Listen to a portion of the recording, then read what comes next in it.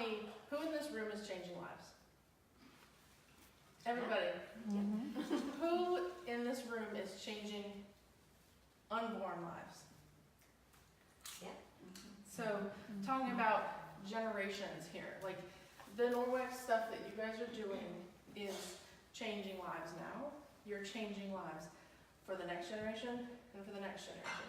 One of the things that Monica was saying that we shared, and something I had shared on my personal page, my business page, and then later on she shared, like 2 weeks later she shared it to me, is a picture that just really hits home for that. So the picture, I should have put it in here, but it's a picture of a pregnant woman, and you see the fetus, and it says grandma is the pregnant woman, the fetus is, mom, and you are the egg inside of her ovary, right? So if you think about the effects of what you're doing, so you guys are talking to moms and grandmas and everybody, and you're talking to them about cleaning up their lives and cleaning up their, detoxing their homes, you're affecting, say it's a young woman, you're affecting her grandchild with what you're doing. So, something that's, it's sometimes hard to sell, right? Sometimes we're worried that we're coming off as pushy, or we're worried that we're, in somebody's face and annoying them. And I want you guys to leave tonight convicted in doing what you're doing, because you're changing lives that you don't even know exist yet, lives that are in the future. So just know that, have that passion, like do a Facebook Live tomorrow, be like, I am so convicted, I love Norwex, I want you to change your life, and I do this for you, and so talk to people that way. Because it's truly, that is what it is. You guys are changing lives. So, this is a pond, right? So, we think about our environment. So, you look at this pretty pond, it's got flowers, there's some fish in there, the water's clear, you can see to the bottom, there's trees, things like that. Think about our bodies. We are like an environment, We've got clean air, hopefully, not a whole lot of junk around us. Think if like a business came in and they started pouring toxins into the water and different chemicals, what would happen to the fish? What would happen to the plant life? Things would start to wilt, the fish might get sick, there might be diseases and other things happening. So we might not think a whole lot about each little thing, if we just pour a little bit of bleach in that water or a little bit of this chemical in that water, it's not a huge effect little by little, but over time is where it grows and eventually causes a lot of issues for people. So we talk about our environment because we want to talk about epigenetics. So has anybody heard the term epigenetics? So we talk about epigenetics. So back in like the 90s, we were doing the Human Genome Project, right? So we were trying to map out all of the human DNA to see where do our diseases come from. And so in the year 2000, after all this 20 years of research, they determined that there were not enough genes in the human genome to say that diseases come from genes. So that's what happened 20 years ago. Fast forward to today, they're trying to do a whole lot of things to say that there are connections. And so what we have to look at is our DNA is expressed based on the environment that we're in. So for example, if we have a petri dish and we take a stem cell from an infant and we put it in the petri dish with a whole bunch of toxic chemicals, it may turn into a cancer cell. If we put it in a petri dish with all the right nutrients, say we want to make it a heart cell or a muscle cell, we put in the right nutrients for the heart cell, the muscle cell, it'll turn into that. So your environment plays a huge role in how your DNA is expressed. So if you eat Taco Bell and fast food and you don't drink any water and you're drinking diet sodas and you're cleaning with really toxic chemicals, what DNA is going to be expressed? Possibly the DNA that's going to lead to these diseases. Other side of the story, if you're cleaning with healthy products, you're eating organic foods, you're keeping yourself healthy, you're going to express different DNA. So we used to think that we were a victim to our genes, and we're not. used to say like, oh, my grandma had diabetes, so that means I'm gonna have diabetes. And that's just not the case, because if you change your lifestyle and change your environment, then you will not have those same problems. This is the agouti mice. So this was kind of one of those DNA studies. The mice are bred so that they have the exact same DNA. What they did was they took the mouse on the right. That mouse was fed food high in folate, and the mouse on the left was fed food low in folate. What happened from the time they were born is that the mouse, sorry, let me say that again. The mother of these two mice were fed differently. So the mother of the brown mouse was fed high folate. The mother of the tan mouse was fed low in folate. So what happened is the mouse on the right is very healthy, brown fur. It was actually a fertile mouse. The mouse on the left had obviously weight trouble, had soft fuzzy fur that was very different than the other mouse, and that mouse was not able to procreate and make more mice babies. So that goes to say, we talk about mom, grandma, and the changes that we're doing. That just kind of shows they have the same exact DNA, but are those the same two mice? Clearly, they're not. And that's everything with the environment that mouse was put into. And so they actually continued the study, and it took 3 generations for that effect to go away, feeding this mouse high folate, and kind of got her healthy again. So 3 generations it took? 3 generations from the one generation that changed it. Wow. So, pretty amazing story. So I take that with a lot of the fertility work that I do when talking to moms, because you don't have any control over how your mother lived her life, but you can take control of how you're living your life, and also change how that's going to affect your children and their children, and kind of continuing that on. So it's kind of a powerful study. We talked a little bit about estrogens. I think you guys have probably talked a little bit about that here, and how these chemicals that we're cleaning with, the chemicals in our homes, how they kind of act like estrogen in our body, and they kind of create this high estrogen effect. They're called xenoestrogens. What age do you think little girls should go through puberty? 12. Yeah. So this study back in the year, I think it was 2000, found that up to 40% of girls are going to puberty by age 9. What is that? 3rd grade, I teach it. Yeah. Well, I mean, what is that? Why? Why are kids why 50 years ago were girls going through puberty at 13, and now they're going through puberty at 9? What's different? And we go back to the environment, right? They're being exposed to all of these chemicals. There's so many chemicals. I know Monica talks about in her parties that, 280 chemicals found in the cord blood of women. I mean, it's just crazy what's going on. So if you think about these babies, so first of all, they're starting in the womb of a mom who's been exposed to toxic chemicals. She, gives birth to a baby who's now exposed to a whole bunch more toxic chemicals.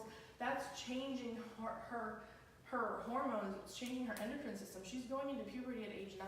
And so there's a whole lot of social aspects we could have some wine over involved with how do you teach a 9-year-old what to do with, her period and all of that. But it's a huge, huge problem. And then we talk about the boys. Boys need testosterone. Estrogen and testosterone don't mix. So if you have too much estrogen, if a boy has too much estrogen, they will not make as much testosterone. So you saw probably 10 years ago or so all of this push on TV, if you have low T, come get this prescription, and low T this and low T that. Why are all of our men suffering from low testosterone? Because they're exposed to these chemicals, and the chemicals are acting like estrogen in their bodies, and they're not able to process this chemical, and it's actually lowering their testosterone. So when we look at sperm counts, this is pretty crazy. In 1950s or so, the standard, if you were to do a sperm sample, the standard was 500 million sperm was normal. So they found in the 80s, 90s, that nobody was meeting those marks anymore. So instead of like red flag, why are our men not making enough sperm? Instead of red flagging it, what did we do? Oh, we just changed the recommendation. Now we just need 300. So it's okay to just have 300 million sperm. So, but that's kind of why, right? You know, that's kind of my deep question is like, what's happening here that men aren't making what they need to? I mean, if you look at like 1 in 8 couples are infertile and men are having low testosterone and they're having issues with their sperm counts, and it goes back to the environment. It goes back to their, you know, the estrogens that are in their system and everything. So this was an awesome, scary, but eye-opening article just talking about what's happening to our men. And so it's really important. So I know a lot of times we party with women, right? We have parties and it's a lot of women, but something you can talk to them about. You know, we all love our husbands and we want them to be healthy. And so not only are we helping the generations, but we're helping our men stay healthy because they need their testosterone. We don't want them to age, right? We want them to look good.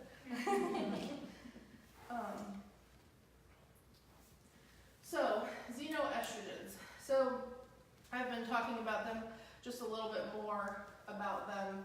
They are chemicals that are found in different things in our environments that mimic estrogen. So we should naturally make estrogen. Men make estrogen too, just a small amount. Women obviously make higher amounts of estrogen. But when we get too much exposure to these chemicals, your body can't process that extra estrogen. So that's when it creates a lot of issues, like menopausal symptoms that aren't normal. It's not normal to have hot flashes. It's not normal for girls to have PMS. They shouldn't be cramping and having crazy periods that they can't, they miss school for. We shouldn't have the adrenal fatigue, all the problems that we do have. And usually that's related to this endocrine overload. So we say we consume water that was in a plastic bottle that, the water, if you get a water bottle gets hot, then the BPA and the different things leak out of the bottle, and then we drink that. So your body naturally should make its own estrogen, and then it's consuming this extra estrogen, and your body goes, whoa, I don't know what to do with all this, and it has to be processed through your liver. And so the liver, it's like our trash can, right? So we all hopefully have taken good care of our livers, and not drink too much. But your liver should be able to process things. So every single month, we're cycling females. Every single month, you should make hormone, you should use your hormone, you should process your hormone through your liver, break it down, and expel it. So if we're not doing that properly, it builds up in our system, it builds up in our adipose or fat tissue, and over time creates those problems. So that's often when we hit menopause stage. We might have weird cycles, our periods get kind of weird, and all of a sudden we're getting these hot flashes and we're having all these problems. Yes, you may be suddenly hitting that menopause, but the problem started 10 or 15 years ago when you were getting too much estrogen, your body wasn't processing the estrogen, it's been building up in your system for a long time. So it takes time to kind of clear that out. So we need to take time to work on our livers. So the liver does a whole bunch of fun things. I like this little picture. It does so much. So fights infection by removing bacteria. So somebody who's sick, right? If you have that friend who her kids are always sick or she's always sick, talk to them about Norwex.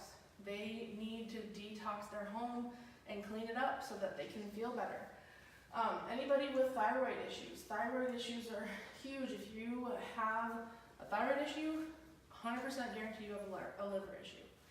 And if your liver has been sick or dirty, or the trash can needed to be emptied, if it's been that way for a while, it's going to cause more issues. It's very common that we start seeing thyroid issues in our 30s because it's just been time for your body not to be able to process that hormone.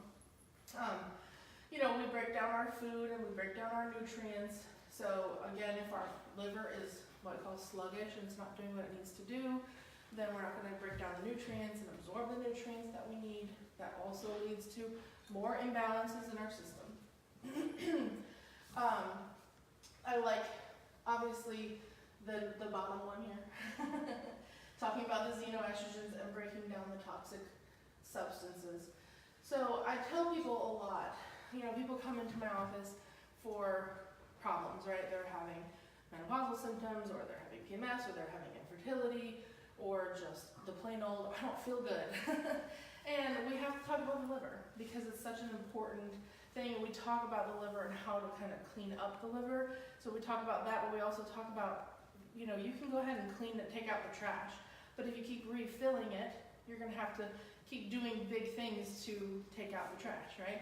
So if you can stop filling it with all of these toxic chemicals and all of these things that we do, from everything that we put on our skin to everything that we're breathing in, the toxic chemicals that were coming into play, pesticides on our food, we talk about that with cleaning products with Norwex. There's a lot of the food safe things, like the fruit and veggie washes and things like that. We've got to get that junk off of our system so that we can do better.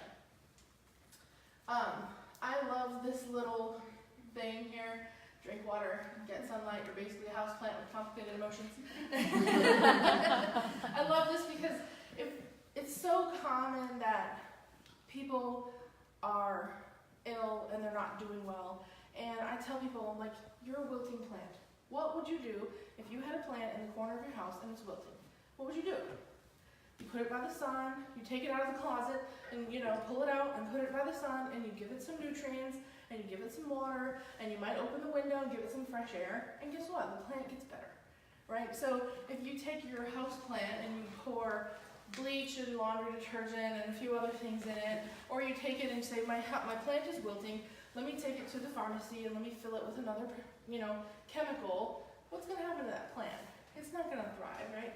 So it seems so simple, and that's why I love this comment here, because it's so true. Like, take what we know, simplify life.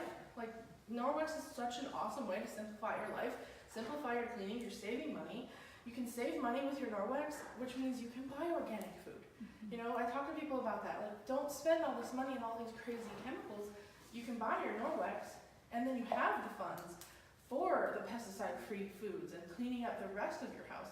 Because I get that from people a lot. Like, oh, I can't buy organic, it's so expensive, and it's not. If you make the plan for it. So, this is a fun one because we're all just a bunch of houseplants. So how can we How can we fix the problem? So a couple of tips for you guys. You guys obviously are doing Norwex. We talk about organic food. A few things you can do at home. Epsom salt baths are amazing. So taking an Epsom salt bath helps to detox your body. Our skin is our largest organ, right? And if we can detox through our skin, that's a really great way. So you can use some essential oils sometimes, and taking a bath is going to be really, really helpful. Milk thistle is also helpful. So it's an herb. You can do like teas with it in there. Other things. Nobody ever likes when I say this, but beets are very healthy, very good for your liver. So if you like beets, eat beets. If not, sorry me. Try roasted. Try roasted. Try some other things. And then juicing. Juicing is really, really great. So obviously organic when you're juicing, but juicing your fruits and vegetables actually breaks down the cell wall, so you get the nutrients from that juice. So that's a great way to get in high qualities of nutrients as well as helping your body to detox. So some good things that we're doing. So let me have a volunteer. So I want you to scratch your arm. Hold on, I have one question real quick. Yeah. Sorry. Epsom salt bath with nursing, is that safe? Yes. She Yep. said, I know many detox things that you can't do while nursing, but Yep. Epsom salt. Yep, Epsom Okay. salt's fine. Yeah. So, how long is it gonna take for you to make your arm hurt? Probably hurts already, right? Maybe a little bit if you're scratching. So think about these chemicals, right? They're irritants, right? If I scratch my arm for another hour, it's gonna get pretty red. It's gonna get pretty upset. If I scratch my arm for another 2 days, I'm gonna probably have a hole in my arm, right? So if I stop scratching, how long is it gonna take to heal? It depends on how long you've been scratching. So if you think about Norwex, you think about cleaning up your environment, you know, we've been scratching our arm for years. I mean, how long have we been exposed to this stuff, right? Since we were babies, right? Everybody's used these chemicals, they're around us all the time. So we think about healing, we think about what we're doing. Sometimes it might take a little while to notice differences. And so it's something just to remind people of when you know, Norwex is one step and it's one part, or if they just buy just the cloth and they don't do some of these other things, they might not notice a difference in their life or their health, but it takes time and it compounds one over the other, and over time that's gonna heal. So I talk to people about that a lot. How long have you been scratching your arm? And how irritated is it? And how long is it gonna take to heal? It just depends. And so just think about that when we're thinking about talking with people and how changing their life. If they want to make changes, they can do it, and you guys can empower them to do it. And just remind them it's not an overnight fix. It's gonna take time. You know, it's gonna take time to change habits. It's gonna take time to make differences. So just remember that you guys are changing lives this generation and the next and the next. And so please, I hope that what you guys got out of this was that you're convicted and you have the courage to stand up, make some changes, and help save lives, because that's exactly what you guys are doing. So thank you guys for letting me talk.